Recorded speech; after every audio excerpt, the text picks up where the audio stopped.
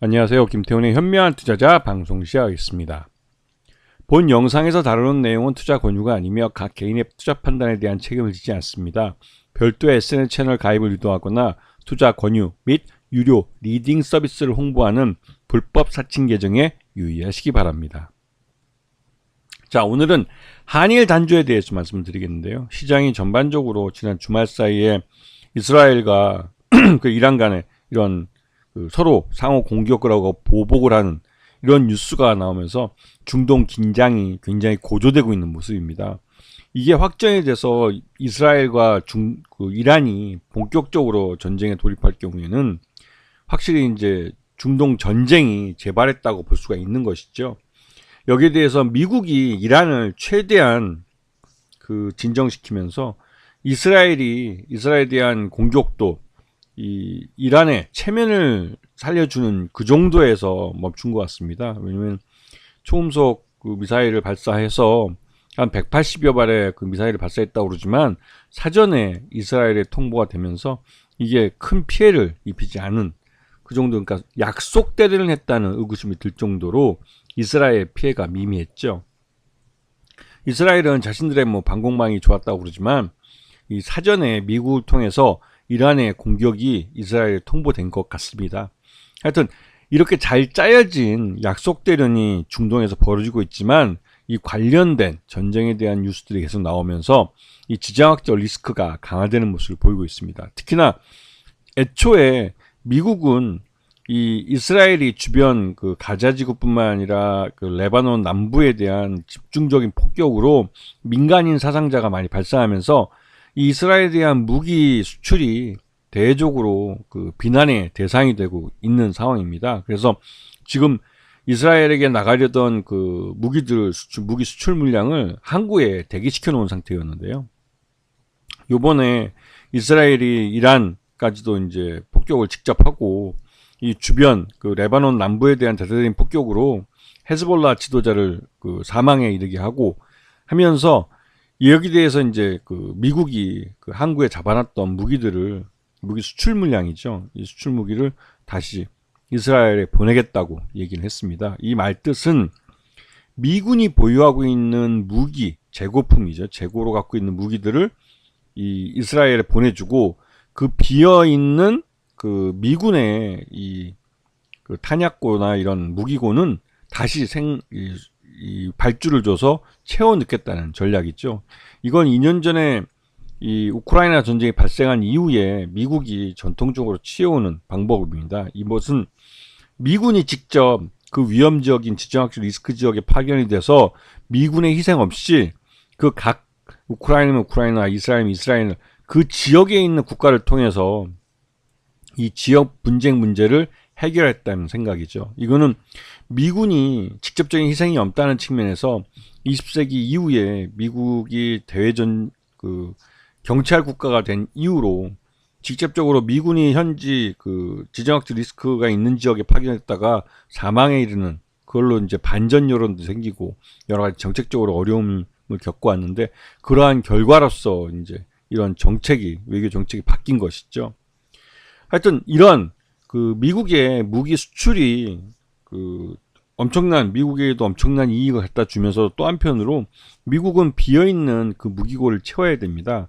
그래서 대표적으로 155mm 포탄 같은 경우는 우크라이나 지역에서 굉장히 빠른 속도로 재고가 소진되고 있어서 이를 가장 빠르게 채워줄 수 있는 건 우리 한국처럼 자유세계 국가 중에 155mm 포탄을 쌓아놓고 있는 재고를 많이 풍부하게 갖고 있는 나라에 이 재고를 이 우크라이나 직접 보내주는 방법이죠. 하지만 이 155mm 포탄은 살상무기입니다. 그래서 직접 줄 수 없기 때문에 미군을 매개로 해서 미군이 먼저 보유하고 있는 155mm 포탄을 우크라이나에 제공해주면 비어있는 무기고를 우리 한국의 155mm 포탄이 채워주는 형태로, 즉 우리나라도 이제 미국에 수출하는 거고 미국도 우크라이나에 수출하는 겁니다. 향후 우크라이나 재건 사업할 때 비용을 돌려받게 되는 것이죠. 그리고 이 이스라엘도 요번에 이제 미국 무기가 수출이 되면서 미국은 또 한 번 이 재고를 채워 넣어야 될 부담에 놓이게 된 것이죠. 여기에 한일 단조가 또 역할을 할 수 있을 것으로 기대되고 있습니다.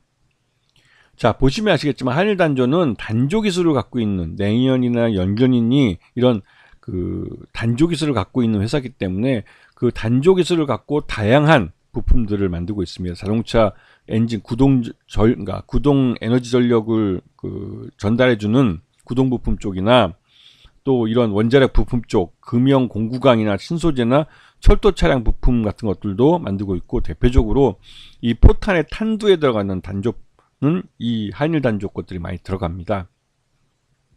그래서 지금 보시면 사업 부지가 자동차 부품 단조 쪽 부품들이 있고, 방산 쪽에도 이제 부품들이 주로 나가고 있고, 지난 상반기 그 실적 기준으로 봤을 때 자동차 부품 중에 동력 전달 장치 쪽에서 51.11%의 매출을 만들었고, 방산 부품 쪽은 25%로 줄었습니다. 이게 이제 미국이 이 자체 생산을 통해서 이제 이 우크라이나에 무기를 공급할 수 있는 수준의 양산 능력을 이제 갖추면서 이 추가적으로 우리가 이제 수출할 부분이 많이 줄었기 때문에, 그런 부분 때문에도 이제 이 방산 부분에서 매출이 좀 많이 줄어든 양상이 있죠.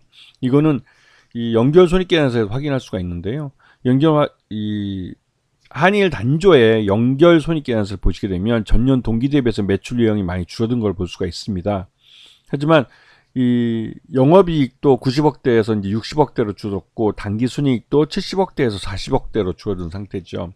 그만큼 방산 쪽에서 이 매출이 많이 줄어들기 때문에 그 부분이 반영이 된 겁니다. 이 한일단조는 홍진산업이 최대주로 있는데, 그 홍진산업의 최대주는 홍준석 대표고, 이쪽이 전체 지분의 33%를 갖고 있어서 경영권이 굉장히 안정되어 있고, 소액주주는 약 57% 정도 지분을 갖고 있는 걸로 알려져 있습니다. 그래서 앞에서 이제 설명을 드렸듯이 미국이 보유하고 있는 이 155mm 포탄이나 이런 무기들을 우선 우크라이나에 제공을 해주고, 그래서 비어진 무기고에 대해서 우리나라가 이걸 판매나, 즉 수출이나 아니면 대여 형식으로 이 물자를 채워주는 것이죠.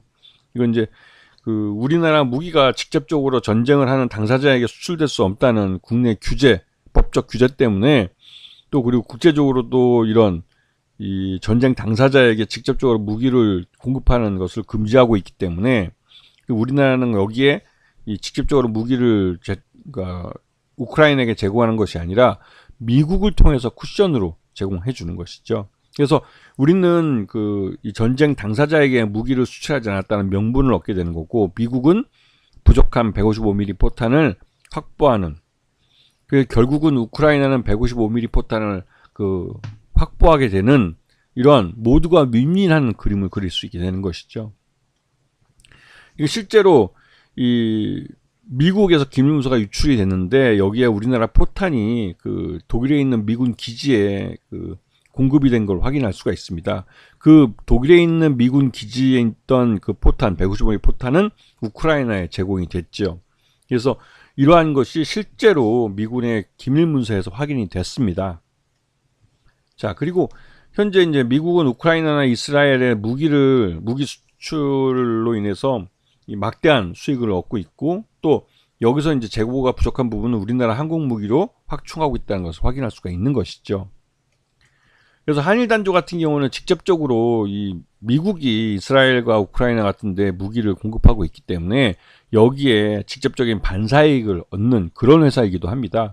그래서 지금 2분기 실적 기준으로 봤을 때 적정 주가는 한 4,000원 정도로 평가되고 있지만, 이는 지난 상반기 내내 주가가 좀 흘러내린 측면이 있는데, 이거는 앞에서 말씀드렸듯이 이 미국이 기존의 자신들의 무기 생산 능력을 다시 배가시키면서 이런 한국에서 이 무기를 수입해 올 필요가 없다고, 그건 이제 우크라이나 전쟁에 한해서인 거고요. 이스라엘까지 전쟁이 터지게 될 경우에는 추가적인 생산량을 다시 증산을 해야 되는데 그게 쉽지가 않습니다. 그렇기 때문에 결국은 또 우리 한국군에게 또 이제 무기를 손을 벌릴 수밖에 없는 것이죠. 그렇게 되면 또 거기에 대해서 한일단조는 추가적인 증산에 나서야 될 필요가 있고, 그러한 부분이 주가에 반영이 되는 것이고, 그렇게 될 경우에는 이 전체적으로 우크라이나 전쟁이 휴전으로 가고 있으면서 전반적으로 이제 무기 수출에 대한 기대감이 많이 줄어들고 있었는데, 이스라엘과 이란 이런 중동의 긴장감이 고조되면서 여기서 이제 한일단조가 다시 한번 또 무기를 증산할 수 있는, 그렇게 하면 방산 쪽에서 수익이 증가해서 전체적으로 실적이 개선될 수 있는 기대감을 갖게 하는 것이죠. 그래서 한일단조 같은 경우는 직접적으로 이 중동이나 지정학적 리스크가 심화됐을 때 그 수혜를 받을 수 있는 그런 종목이라고 할 수 있습니다. 아시겠죠? 자, 오늘 방송 여기서 마치겠습니다. 감사합니다.